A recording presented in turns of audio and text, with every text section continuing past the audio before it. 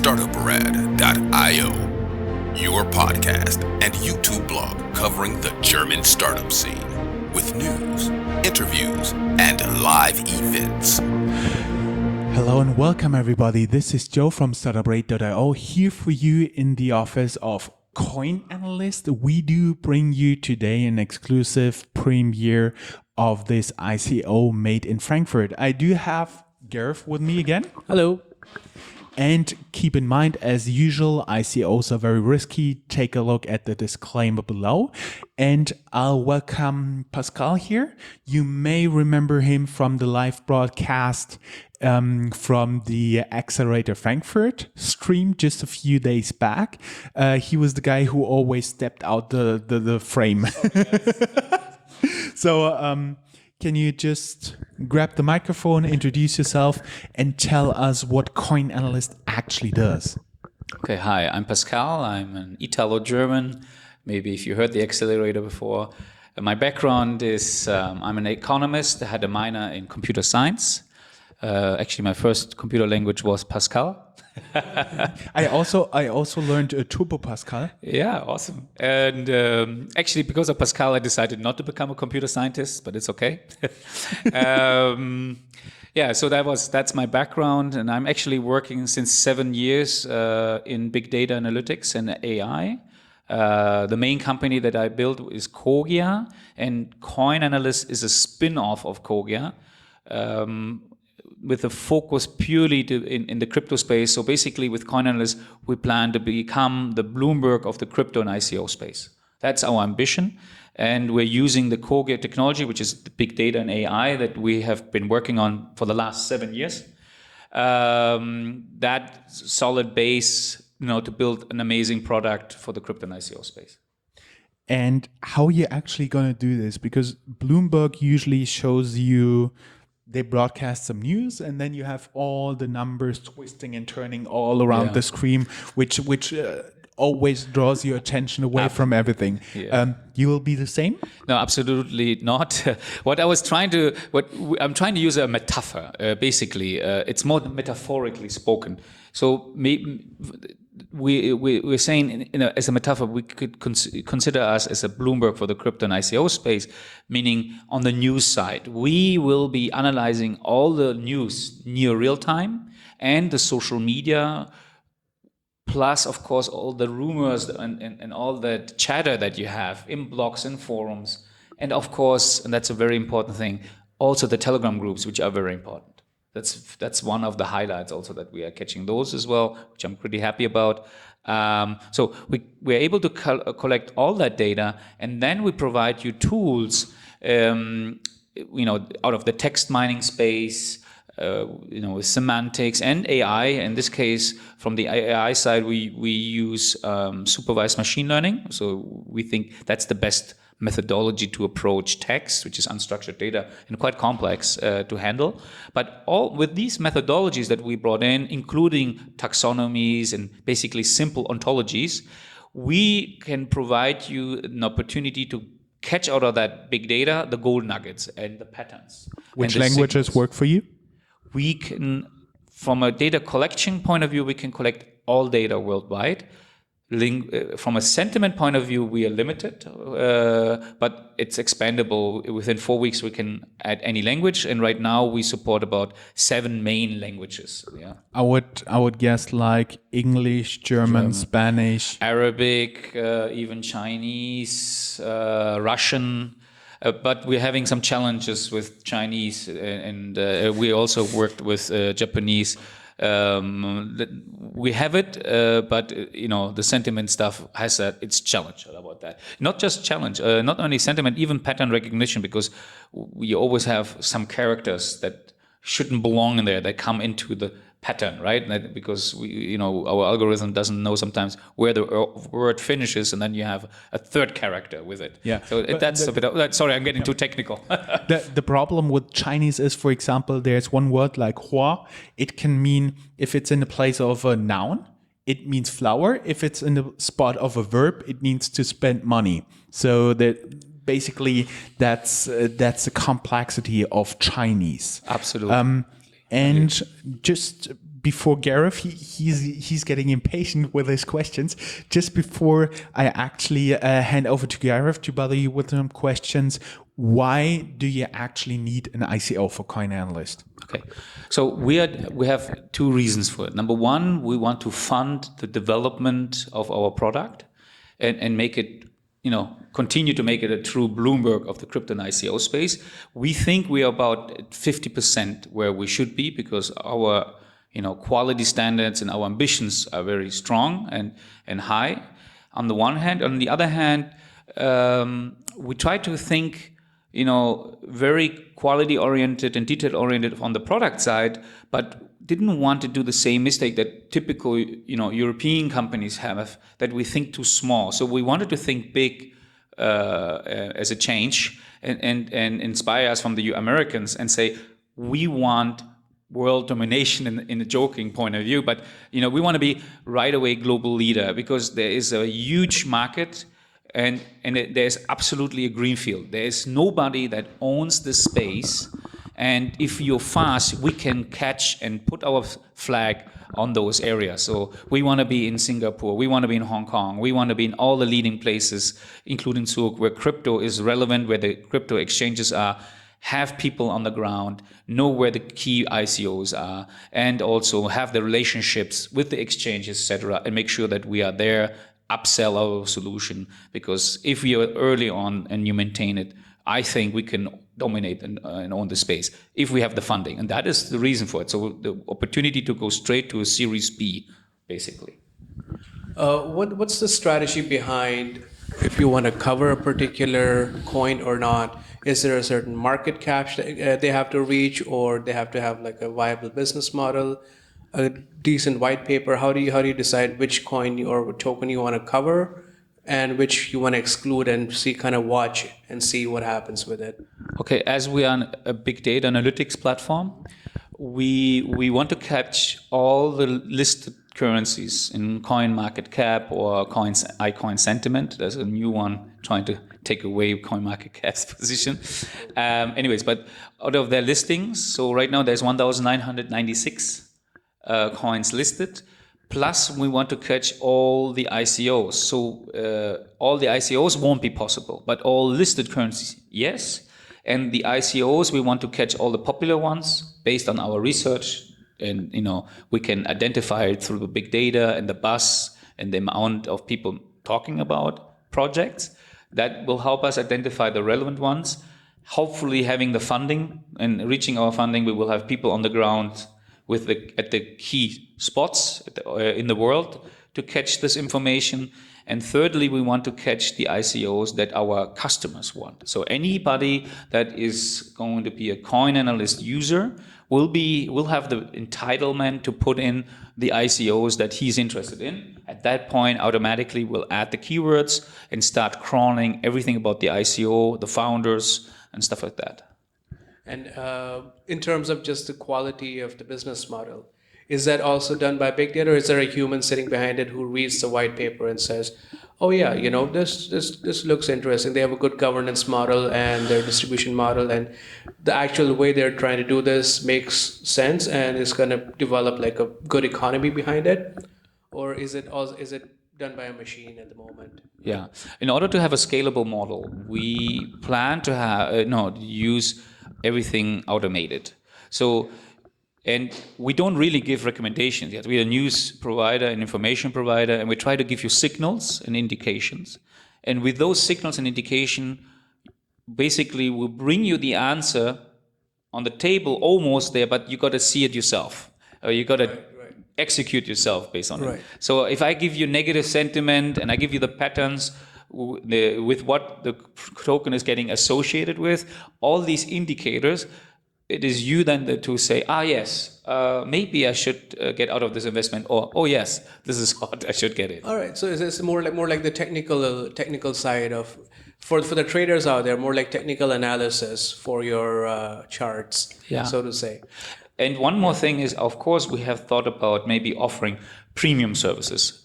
And that's when people really want it, then we can offer this also, that we can provide like researched analysis, where we will have analysts on our team that will provide reports for people that also have the budget to invest in such a report. Right.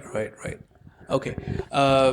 Do you also look at the amount of trading that's happening or the amount of volumes that are happening for a particular token, and for that to determine that you have tie-ups with exchanges, or would you plan to have tie-ups with exchanges? Absolutely. It's not in yet in the product, but we want to use all the APIs to catch as much data as possible. Right now, because of our background, because of this background from Kogia, we're very focused on text purely. So all comments, news, leveraging the crowd intelligence and the buzz.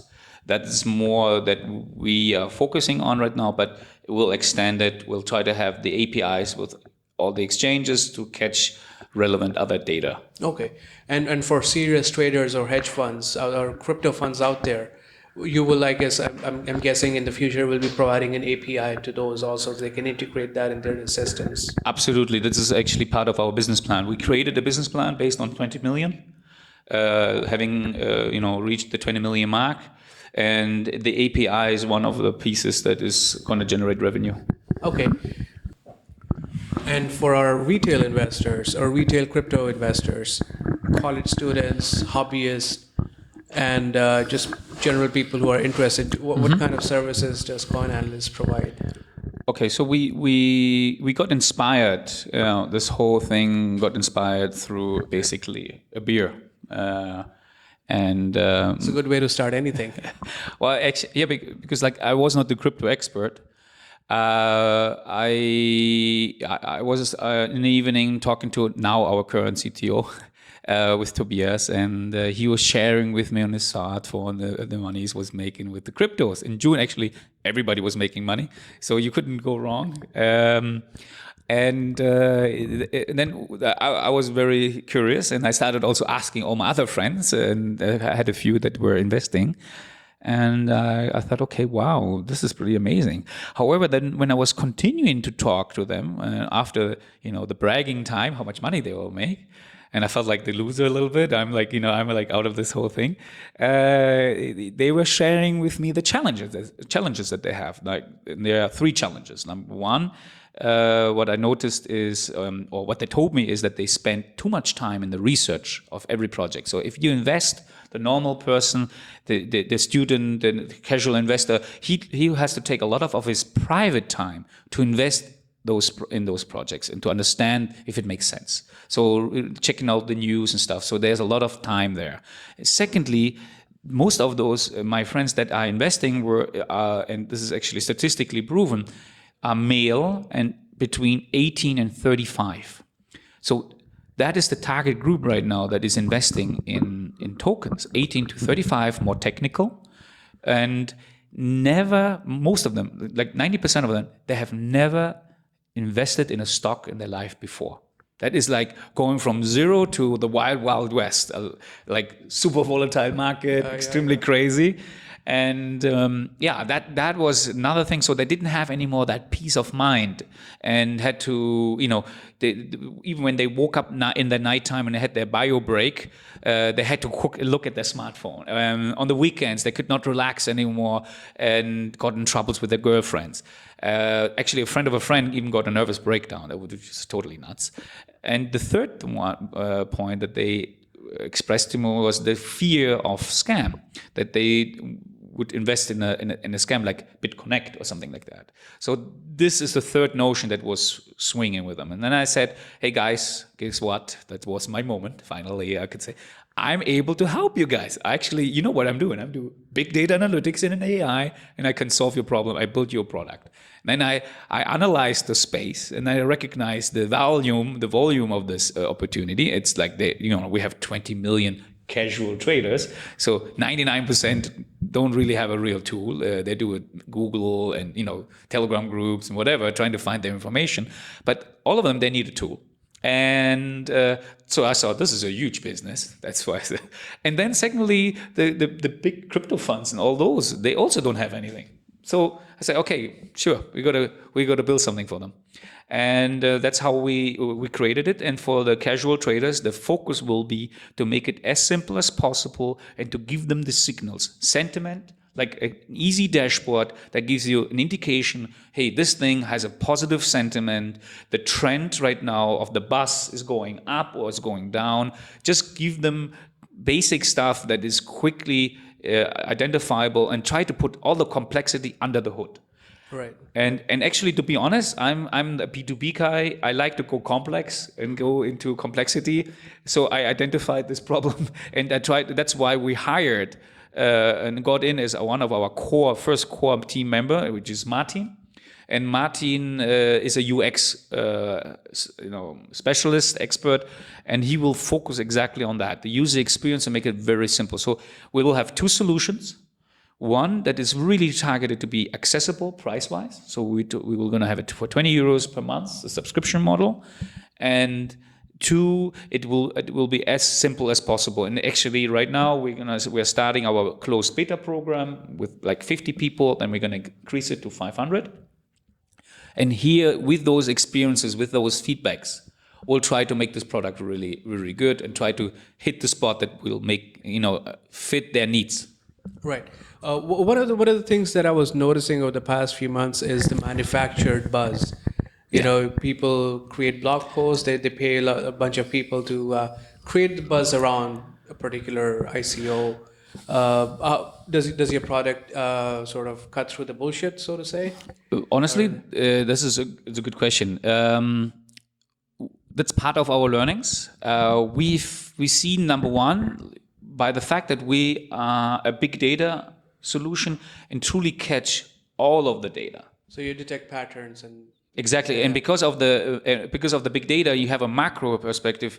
If somebody manipulates a certain channel, it doesn't have as much of an impact on the overall scene, right, as it would if we wouldn't have big data. Secondly, we are trying to catch like the spam filter, try to see where people are spamming, and if it's like redundant or same messages, there is spam. So try to clean that out and try to get it out of the big data. Actually, that's one of the challenges also. The first thing we had to work was trying to build a new spam filter. Right. We didn't do that before. We didn't have to do this. Our due to customer satisfaction, it was not needed. Okay. One more thing that I was interested in, and maybe you can share this either now or later, is any obvious scams that you don't have to name names because that's not nice. But like any obvious ones that you came out like, yeah, you know what, our system detected this. This is our success story, and this coin or these bunch of coins are not going anywhere. They're total crap. Have you had any such insights or Okay, we built a scam detector and we did it based on BitConnect. So we looked at as a base, so we can create right. That's a good one, yeah. thresholds. Yeah. So the first thing that actually we built and is already working. It's we call the scam detector as an alert, right? So you will get an alert. We use statistics and thresholds and sentiment, and we defined the topic scam. And when certain thresholds were broken, then you will get alerted. So if let's say 20% more people than the last week statistically, or the last 4 weeks, were saying that this is a scam and it's a negative sentiment, then you would get an alert with the top 10 like comments about why they think it's a scam. So then it's you again that decides, are these just trolls, or is there some subject matter behind it? Like, is there some rationale behind it that is arguing why they think this is a scam? And then let's say if this, like in BitConnect, happens the second week again, in the third week again, in the fourth week again, where we are breaking thresholds over and over and over again, we think you should reconsider your investment if we give you 5 times an alert that this could be a scam. Maybe might want to reevaluate, right? Right. Oh, thanks. So much about the bothering with questions from Gareth. Thank you very much. Greatly appreciated. And how do the people get in on the ICO? Yeah, we would like everybody to join us over our website, CoinAnalyst.tech. Down in the show notes. Exactly. So CoinAnalyst.tech. Join our pre-ICO now. It's going to go till the 6th of July. And on the 7th, we start our main sale. And we would be very happy to have you on board. And everybody that joins our ICO is actually eligible later on, depending on what stage. Early stage is closed beta, and then we expand it, but everybody can apply to be part of the beta program and have an impact on our product. And join us to make this an amazing tool in order to make it truly the Bloomberg, metaphorically spoken, of the crypto and ICO space. Great. Thank you very much. Everybody who would like to learn more, go down here in the show notes. We'll link Pascal, the LinkedIn page, and of course we'll link CoinAnalyst, the Telegram group, and everything else that's around here. And keep in mind, ICOs, you don't want to put all your savings in there. It's a very risky business nonetheless. And all the usual disclaimers down there, you can read them.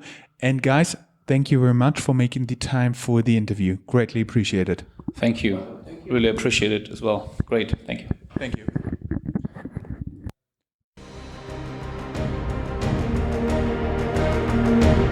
That's all, folks. Find more news, streams, events, and interviews at www.startuprad.io. Remember, sharing is caring.